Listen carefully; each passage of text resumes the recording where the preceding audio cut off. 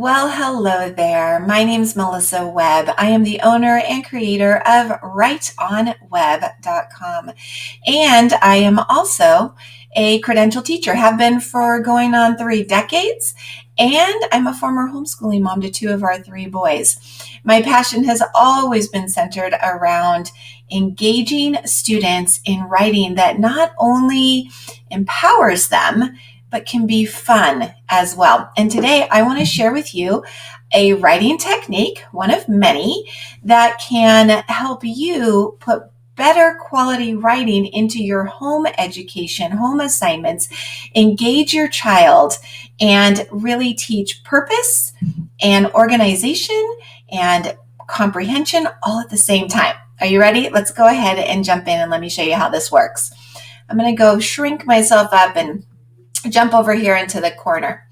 So what I want to share with you today is called a quick write. And it's like it says, it's a way to do a writing assignment very quickly. I believe that writing assignments should take all shapes, sizes, forms, and amounts of time. Sometimes we want to be able to quickly write. Other times we want to take more time to be more thoughtful. So when you consider a quick write, consider this an opportunity that you could do something to, one, be checking for comprehension after you've read something in either an informative science text or an informative historical text. Something like a quick write is really excellent, where you are, one, making sure that what was read was understood, but at the same time practicing some good organizational skills when it comes to taking our writing from the thoughts and ideas in our heads to the sentences and words we put on paper. So this form was introduced to me years ago, or was something like this. But I've adapted it over the years to have all the bits and pieces that I really like in it. I'm just noticing it has a little text box on there. Should it? This is the form I've created.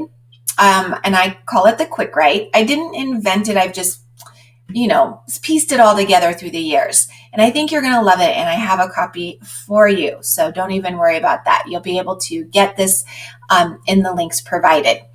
Now, it's made up of several different parts. I just want to review that with you quickly. So over here, you're going to see there's an area to put whatever the topic is that you'll be learning. Over here, we'll be able to put the title of the article or the textbook you were reading or the website you were visiting, or maybe even a video you watched on Discovery Education. You can give credit to the author here as well. And I think it's great to be able to include your source. Now, the reason why I really love that I've added this part on here is because later, if this became a resource, if this was just a form of note-taking while your child was developing a longer research paper, then they would have access to go back later when they were doing their works cited page and give credit to where credit is due. Now, the other section you're going to see down here is this keywords from the reading section. This is a great way for students to learn how to take notes. When students are young or early in their note-taking stages, they want to write a whole sentence. And something that we work on over time, it's not something that just gets, realized in a day, is that we don't have to put full sentences here. It's called keywords for a reason. What are 3 to 5 keywords that you just heard that if you put them here, you would remember what it meant later on? Now remember, this is just for your child's eyes to look at. It's for them to use to later pull sentences out of it. So no, it doesn't have to make sense to anybody else. It just needs to make sense to the writer. So just putting a few words here all the way down as you go through your reading is a great way to, one, learn how to note take, realize the important ideas, and also this makes sure that students aren't doing what we don't want them to do, which is plagiarism, right? When they're putting it into their own keywords and then they're creating their own sentences from that, every step that you do takes them away from copying word for word from somebody else's text. So that's an important skill that we want to teach our children as well. The other thing that I love about this form is this little spot right here where it says add picture or symbols related to the topic. And I'll explain to you how that can be used as well. At the bottom, this part right here, this is where you would actually put your paragraph. And this is where the fun part can come in as well if your child is motivated by a timer. I have one boy who loves to beat the timer. Like, it's a game to him. And so when we would do these, I would give 10 minutes where they would take their keywords and they would have to reconstruct a quick summary in this bottom portion of this page based on the keywords and what they had learned from the article or the text that we've been reading. And the goal was always, oh, you know what? Last time we did a quick write, last week I did it in 9 minutes. So set the timer for 9 minutes. I want to see if I can beat 9 minutes this week. So for some kids, that's really motivating. I will tell you, the more practiced young writers can do a quick write in under 5 minutes. That's absolutely possible.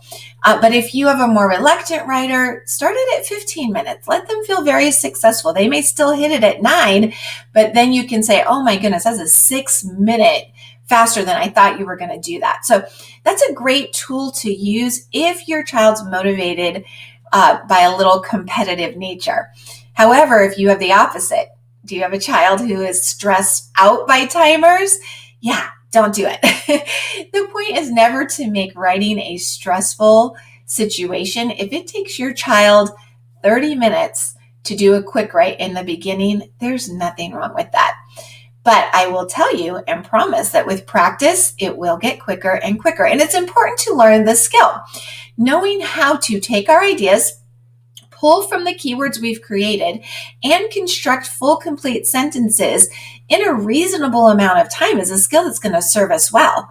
The last thing we want is our students going into high school and college and saying, I just never know how to take my ideas and put them on paper. I just don't really know how to do that. No, we need to be practicing that right here, right now. Okay, so I'm going to go ahead and remove these little marks that I made here. I just, like I said, wanted to show you this source before I talked to you about how we would actually use it. All right, so I actually have a sample. Before I show you my sample, let me talk to you about the text that I used for this particular example. I don't know about you, but I really appreciate it when somebody models for me what it's supposed to look like. I know I'm not going to do it exactly, but if I could just see what they're talking about, it just makes it so much clearer in my mind. So if you're like I am, then you're going to love this. Okay.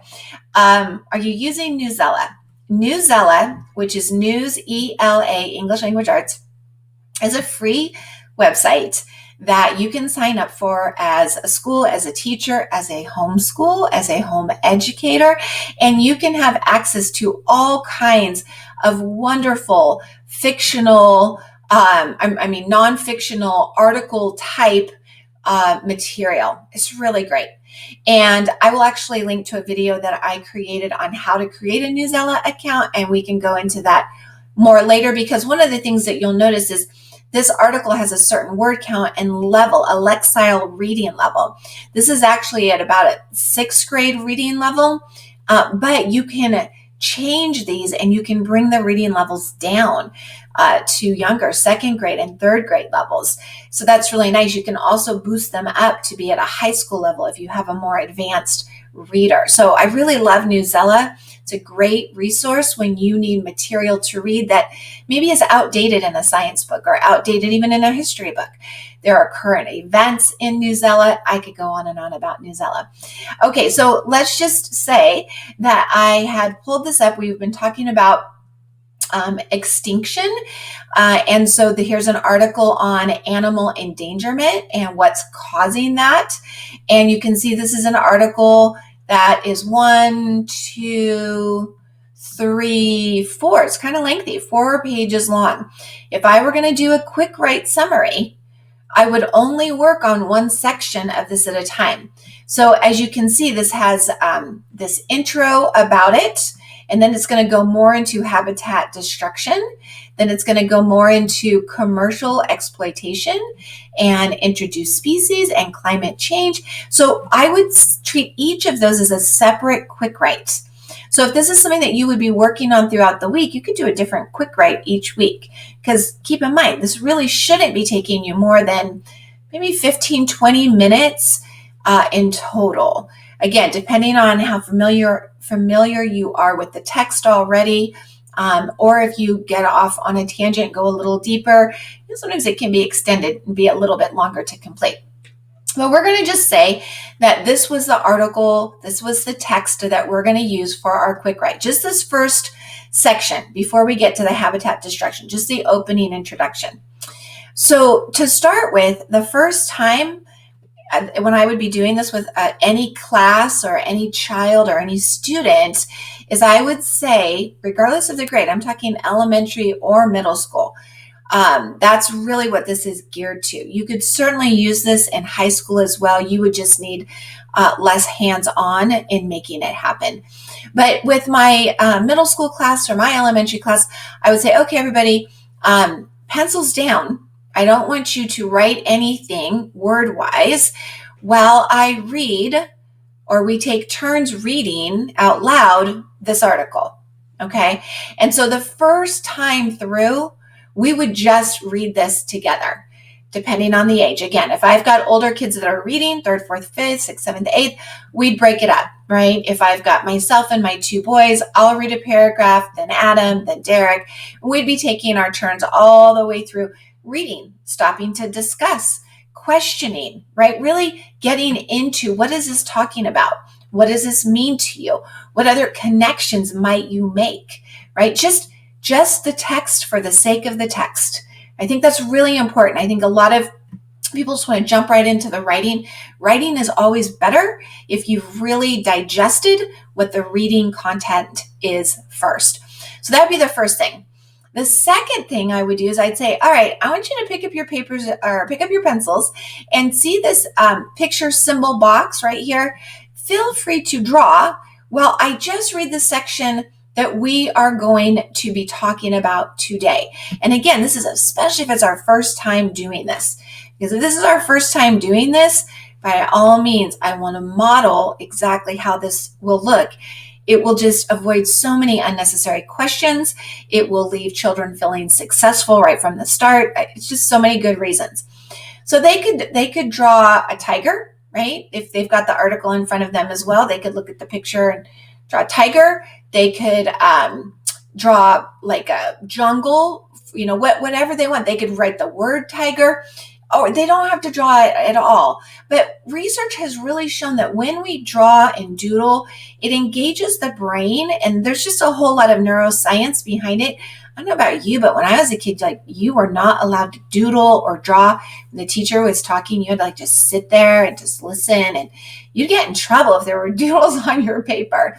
But now, especially students who have ADD and ADHD, because their brains are so active, actually doodling while they're listening, if it's on topic, and that's what I always remind students, what doesn't go in this box is a big, flower that you just learned how to draw. Like it's not just art class, it needs to remain on the topic.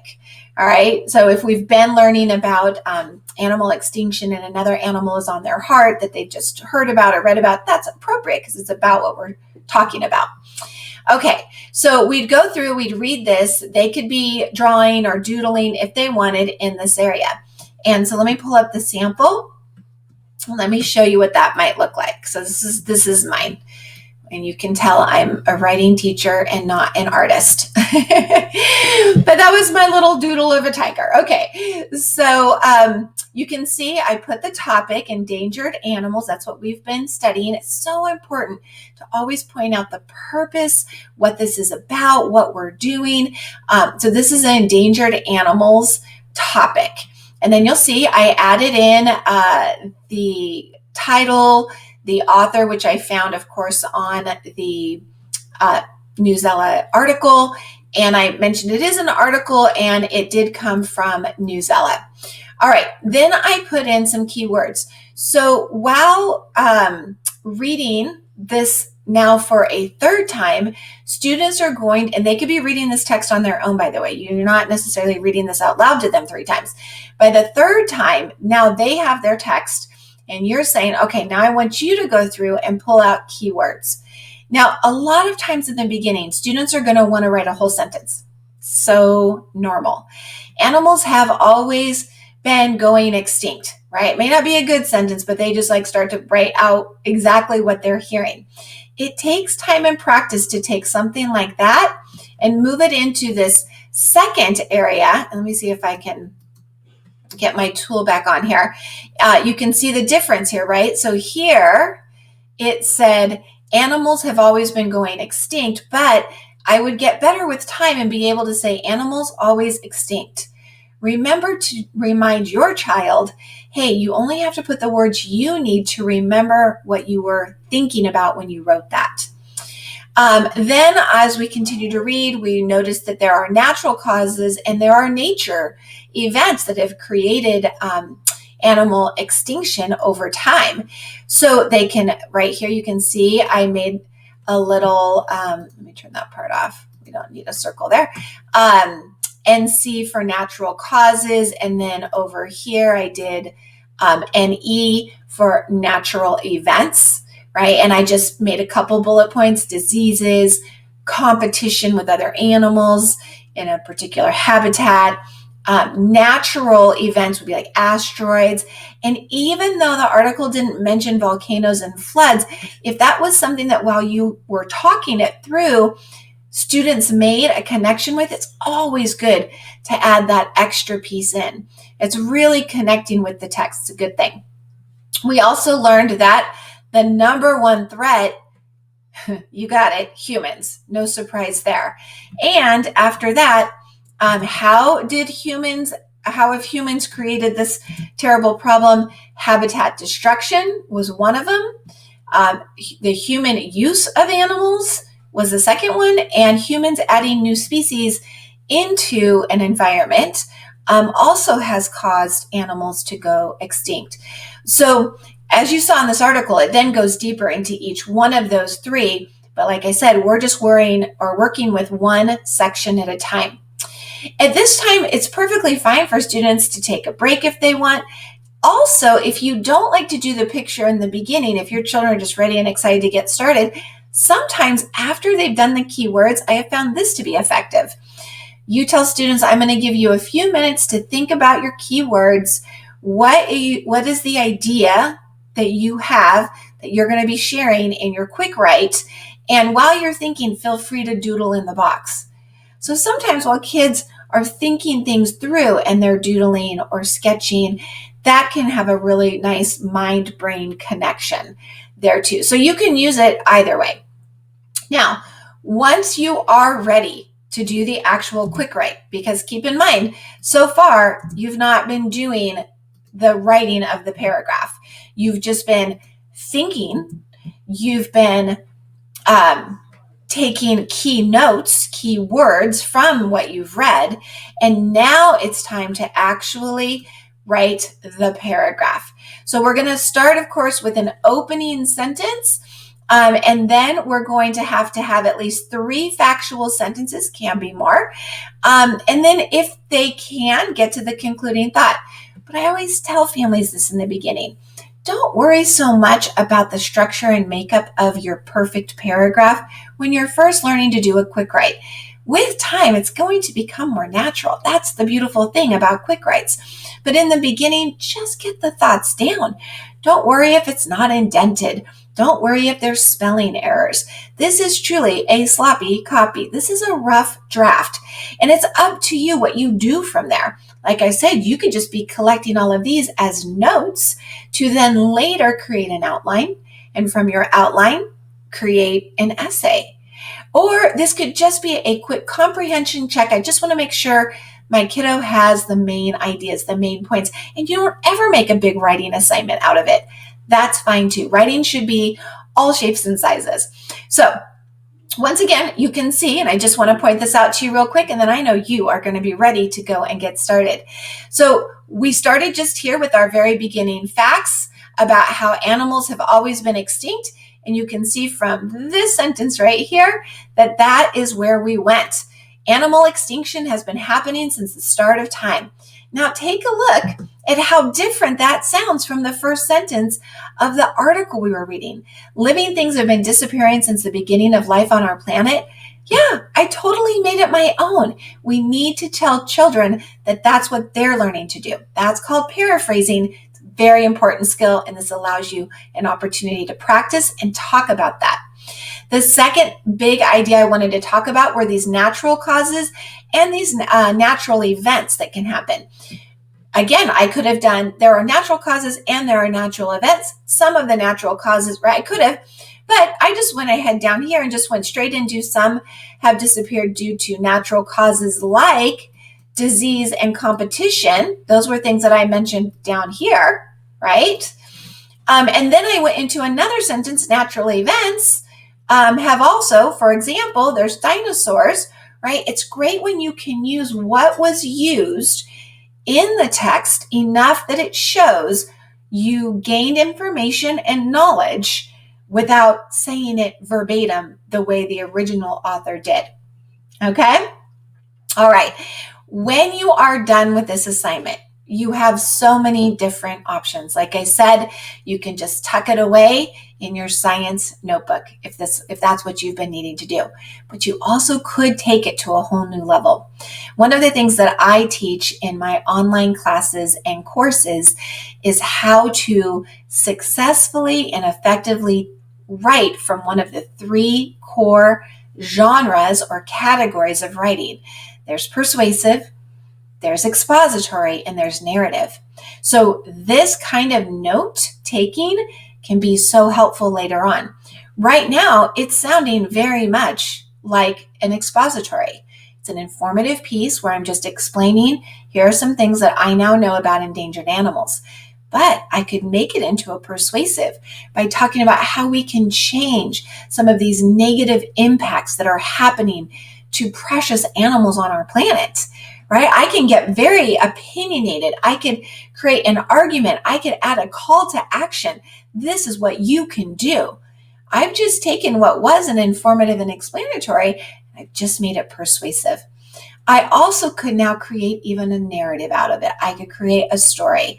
Imagine being an animal where something came in, let's say a natural cause, and talk about it from the animal's perspective. You could get very creative with this too. That's the beauty of writing. But getting started first is just getting our ideas and forming them into sentences so that we know that we have every ability to be an excellent writer, because everybody does. All right, I hope that inspires you and helps you. By all means, come and find me. I'm at writeonwebb.com. Remember, that's WRITEONWEBB, just like my last name. I will see you there. Until then, write on.